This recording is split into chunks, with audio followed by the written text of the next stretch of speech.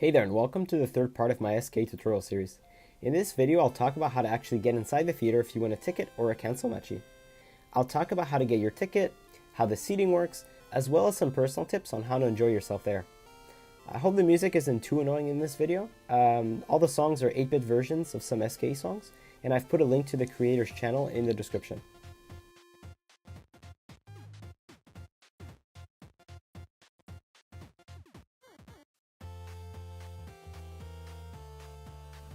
Alright, so let's talk about how to get to Sunshine Sakae. This part of the video is completely useless. I assume you know how to use Google Maps and all that, but I figured, might as well.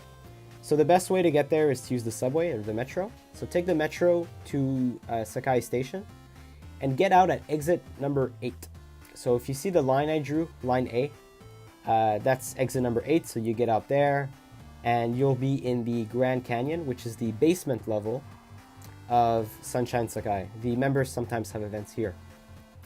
And if you continue straight, you'll find some escalators, and these escalators will get you to the ground level. So if you're coming from the ground level or the street, you just follow line B there. They're really hard to miss. It's the main escalators. They go all the way up. But don't take them all the way up, just one flight.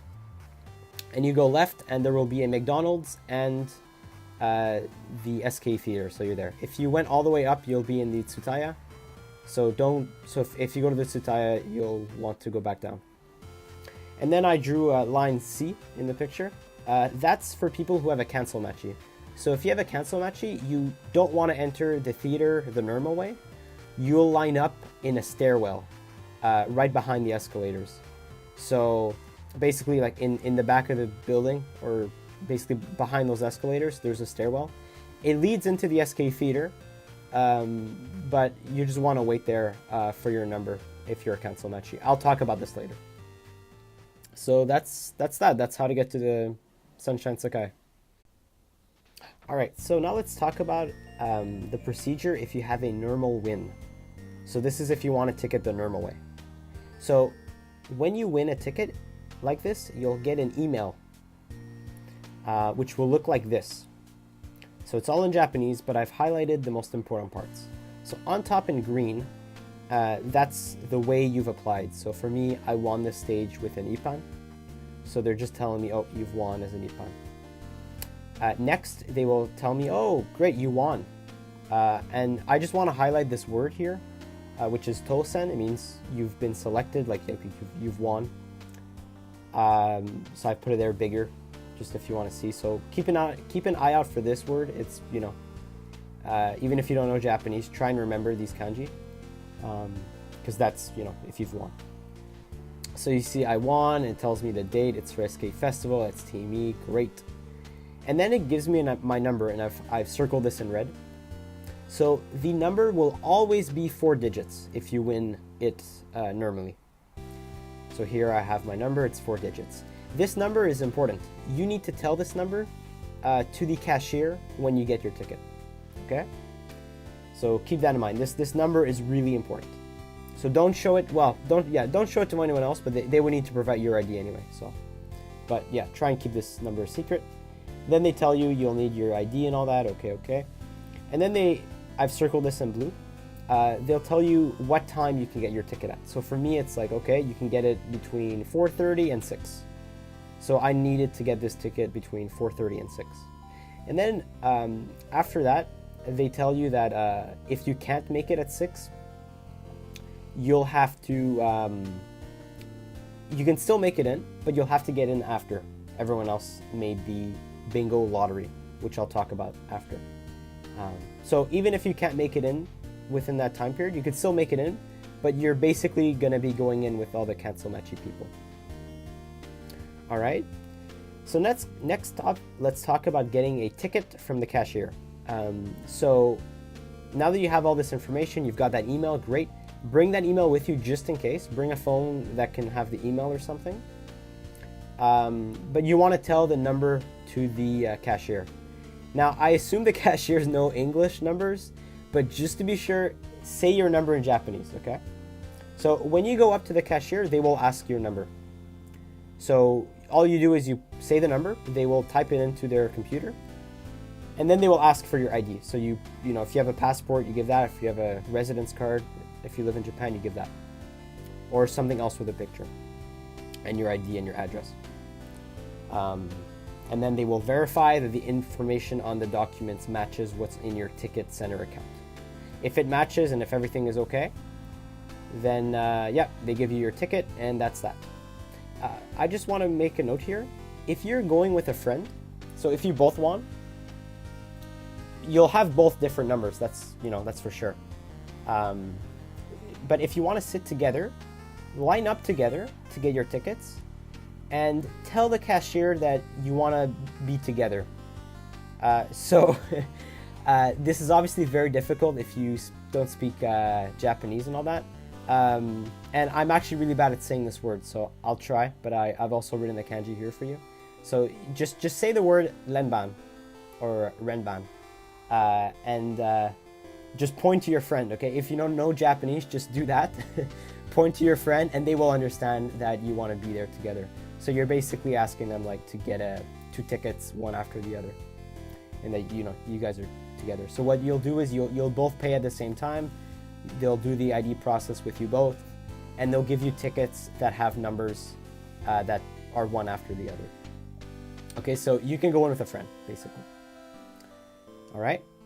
So now that you've gotten your ticket, and I have a picture of a ticket here, the ticket will have many different kinds of information on it, like your name and all that. Really the only important thing that you want to note on the ticket is your number, which is on the bottom left. So for example, if I'm number 150, for example, that doesn't mean that I'm number 150 to go in. So the way numbering works is that they number the tickets from first come, first serve. So the first person will be number 1, second person will be number 2, third person to be there will be number 3, etc. So because of that, it's not that you're gonna, you know, it's not because you have number 1 that you're the first one in, or else everyone would line up there really early. Well, people already do that, but it'd be even worse. People would really fight for that. So basically it's random. So no matter what number you have, it doesn't matter. The only thing that matters about these numbers is that it determines your group. So I have here a picture of the bingo results. So we call it a bingo lottery, and what that means is that they do a little bingo or lottery or whatever to see what group goes in first. So as you see, there's a bunch of little groups that are on these magnets. So for example, ticket number 1 all the way up to ticket number 10, all 10 of those people are in one group. And then, for example, numbers 11 to 20, that's another group. Numbers 21 to 30, that's another group. Numbers 31 to 40, that's another group. So you have to line up with these groups. So in the lobby of the theater, there will be designated areas to stand and to wait with your ticket and all that. So basically you have to line up with all these people in order. So if I'm number 15, I got to be behind 14, and then 16 is behind me. So you line up in these little groups, and you wait your turn to enter. So they'll do this randomly. They'll be like, okay, first group. So if you look at this picture, for example, the first group in was the group 201 to 210. So even though these people came in really late to get their tickets, they got in first. And if you look here, and then it goes all the way up to 22. So there are 22 rounds of people who go in. So if you look at number 1 to 10, they're actually there, they were 18th to get in. So even if they got their tickets first, they got really bad seats. So yeah, that's how that works. And if you don't know where to stand for these groups, they're designated on the floor, but there might be people, so you can't see. You'll have a basket. So the staff will give you a basket after you get your ticket, and in that basket there will be a map of where to stand and where to go, depending on all that. So you'll have a little basket, and in this basket you can put all your personal items, so your wallet, your keys, everything you want to bring with you inside the theater, so your pen light, everything. Everything else that doesn't fit in the basket, you have to put in a locker. So if you have a bag or something, you can't bring that in. There are lockers in the theater, and there are lockers on the ground floor near the stairwell. So don't worry, just pay yourself a locker and get that. So yeah, that's how to get in, basically. Once you're inside with your group, you will be able to choose your seat. So I have here a nice little map. Let's talk about the colors here first. So I like this little map because this guy colored in the fixed seats. So there are some seats that are fixed at all times. That means that, for example, these red seats will always be for people who got in with the girls/elementary or middle schoolers. So there are 7 people like that who can enter. And they will sit there over there. They can choose where to sit within that zone, but that's their zone where they sit. So they have some pretty good seats. And then the blue in front of them, all that blue are ENPO. So I made a mistake in my first video when I said about 6 or 7 people win ENPO. It looks like there might be up to 14 people that win with ENPO. So they can choose any of those seats if they're ENPO. The yellow are people who win with pairs. And the green are families who get there. Everything else, so everything that's not colored, are free seats. So when you enter without one of these things, so if you enter with the bingo lottery, you get to choose any seat that's available. So if you're in first, you get to choose any seat. So, normally they rush towards the front and they want that front seat. And yeah, so you can choose whatever seat you want. And you can note you'll notice that in back of the last row, right behind those X's, that's where people stand if they can't get a seat. So most cancel matchy, I think all cancel matchy, who don't get in with the bingo, they'll stand up there. But a lot of people like standing up regardless.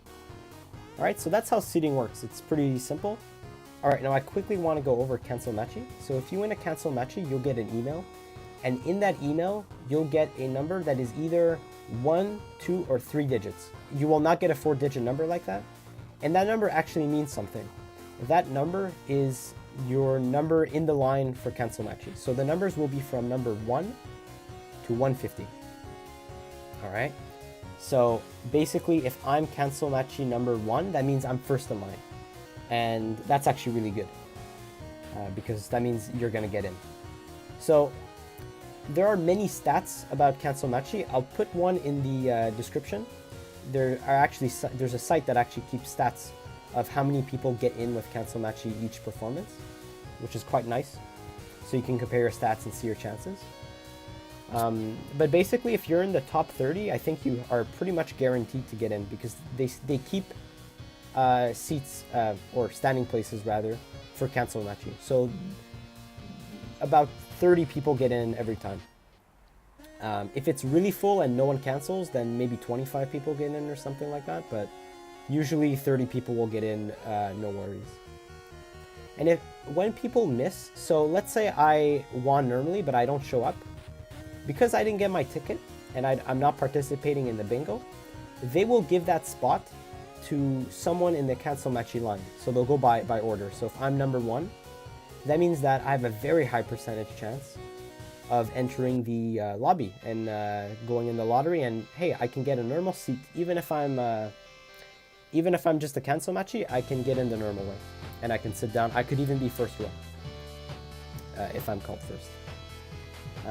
But if you're not in the top 10, it's pretty hard to get in and participate in the lottery and all that. But anyway, so if you have a number in your cancel matchy that's even up to 50, I would be pretty confident about that. So remember that numbers 1 to 50, you can only get that if you win it from the SKE mobile part of the application. If you're an IPAN, if you're a normal, and you win a cancel match, your number will be from 51 to 150, which is a really big range. If you're above 100, chances are you will not be getting in. If you're 70, you might have a pretty good chance still. Basically after number, I don't know, 40, a lot of people don't show up. A lot of people give in. Alright. So that's how that works for cancel matching. So just line up in the stairwell. They will call your number and they will kind of calculate how many people there are, and they'll announce it. They'll be like, okay, today everyone's getting in. And you're like, yay! And then you get to go in. And finally, there are commemorative photos of the stage that you can get after your theater. So after the theater performance, the members take a picture, and this photo is then sold to the fans. However, in order to be able to buy this photo, you need a little ticket, and this ticket is a small laminated square with a number on it. The only place you can get this little ticket, the little square, is from the counter when you get your ticket. So when you get your ticket to enter the theater, and you pay with all your money and all that, when you're at the counter, the staff will usually say something and point to a little box. And that's where, and you'll notice this, usually the squares are orange. So there'll be a little orange square with a number on it. If you see that and you want the photo, take it. And the number on it is the number that you need to line up to wait after the theater and to get the photo. So the photo is 300 yen, and it's like the one that you see now. Alright, and I think that wraps it all up for the theater. It took me 3 very long videos, but I think I've gone over all the basics. Of course, there's always more I can talk about. But before I end the video, I want to talk about basically my own tips on how to enjoy yourself at the theater. So the first thing I want to talk about is seating. So let's bring the chart back.